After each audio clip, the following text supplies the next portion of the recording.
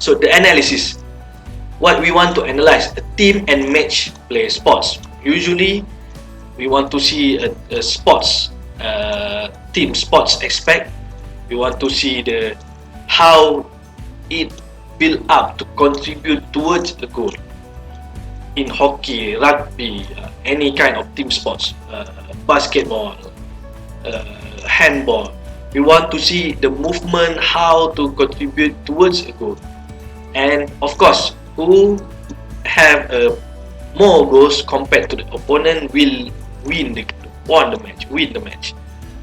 So in general, general match indicators focus more on the technical aspect and some technical demand of specific sports. So if you don't have a good technical aspect, such as kicking a ball in football match, you may have a less ball possession because you always have unsuccessful passes. Every time your teammates trying to pass a ball to another teammates, they fail to do it. So it contribute to the unsuccessful passes in a football match. Okay, so continue. Analysis of game structure. So in a formal game, they have several structure in a formal games. The first one is net and wall games, invasion games, striking and fielding games. So can you write down a comment below what the example of net and wall games, invasion games, and striking and field games? I give you 5 seconds. Please do right now.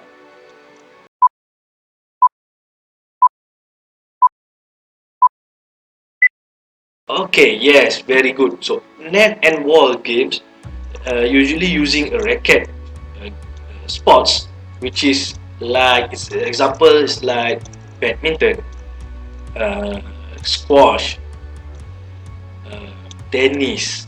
Okay, it using a net and wall game. How about sepak takraw? It's a net game. So it to determine a winning point, we using a scores.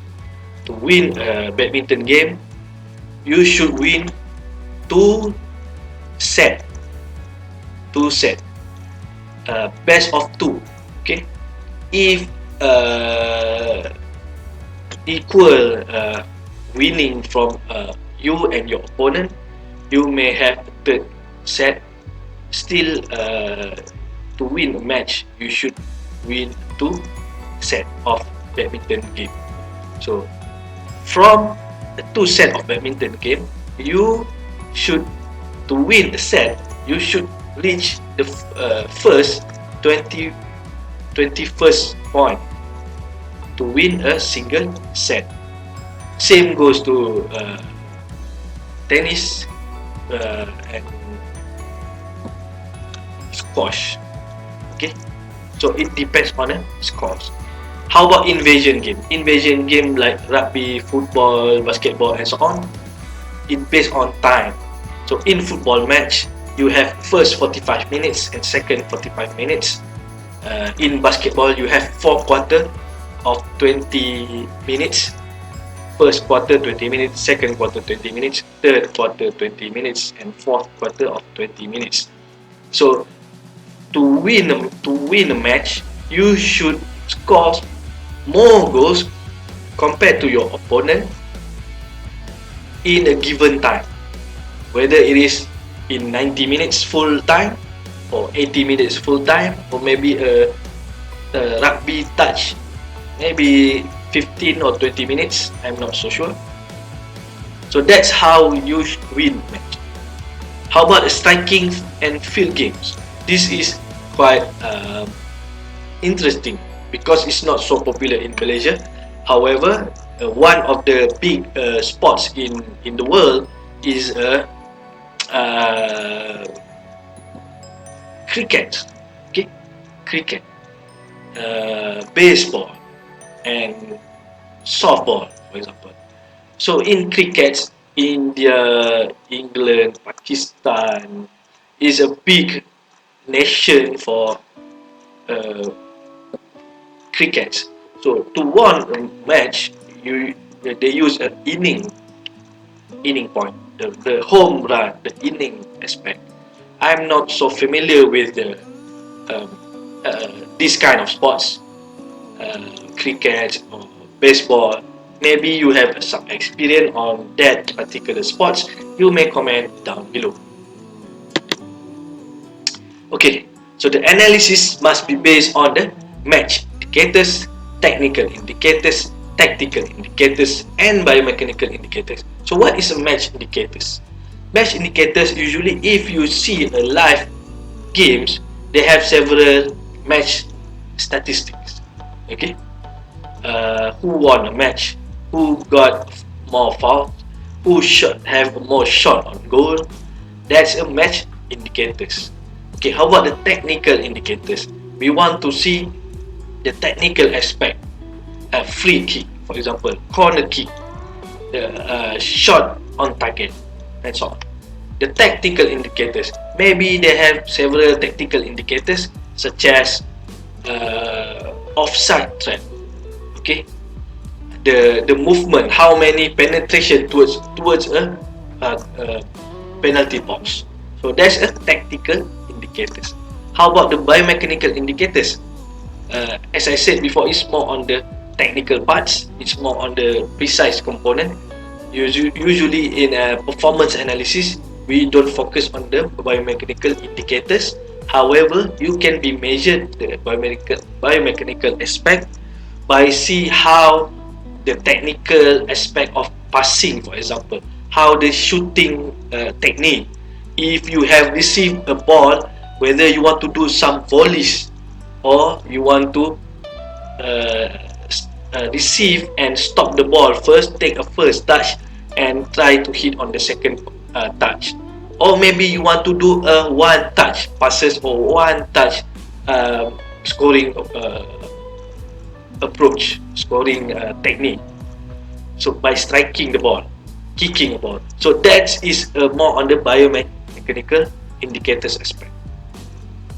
Okay, let's move on. So here it is a breakdown of the netball games. So here we have a net game, divide several components here. No volley games such as table tennis. So you must hit the ball after the ball hit on the ground. You cannot volley the ball. That's the nature of the sports, table tennis, ping pong, right? Okay. So the second one is a bounce and volley game. So you can have a bounce ball and maybe you can hit on the first ball. We call it as a volley. So tennis we can do both. No bounce game. The third one is a no bounce game, such as badminton and volleyball. You can't have the ball bounce on the floor. You must take the ball from the first ball in the air, while the ball in the air. So you should strike the ball first. How about wall? Wall contribute in a bounce and in the walls game, bounce and volley games can be used. Okay, you can bounce, maybe several bounce. Squash, you can hit on the ground. The ball can hit on the ground and also can hit on the wall. So that's the beauty of the squash game. So here is some example of the successful outcome for netball games. So for you have a rally strength, rally length, shot distribution, how many errors, shot selection, whether the forearm and backhand shot, shot execution, how to you execute the shot, defensive shot, attacking shot, serving data, and others. Okay. How about the invasion game? They have several components in invasion games. The first one is goal throwing games. Here example is netball, basketball, and handball. You are using your hand to throw the ball. Okay. The next one is a try scoring game. We have rugby league and rugby union here.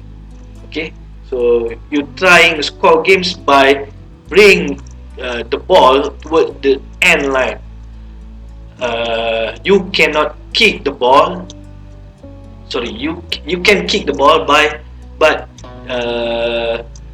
usually you just pass using your hand, and then you cannot pass the ball uh, pass forward. You must pass side and backward. That's how we play a rugby. And goal striking games. Here we have hockey and soccer, which is we strike the ball towards a goal post. So that's determine how you win a match. Here's some example of successful outcomes. They have set pieces, field possession, time in ball possession, goals, shot, tackling, passing, and others. So this is just an example. So inning games, they have a wicket games as crickets and base running game, which is baseball and softball. Again, I am not so familiar with these sports. Maybe you have an experience about both two categories of inning games. You can comment down below and we can discuss further about this game. So here's some example of successful outcome.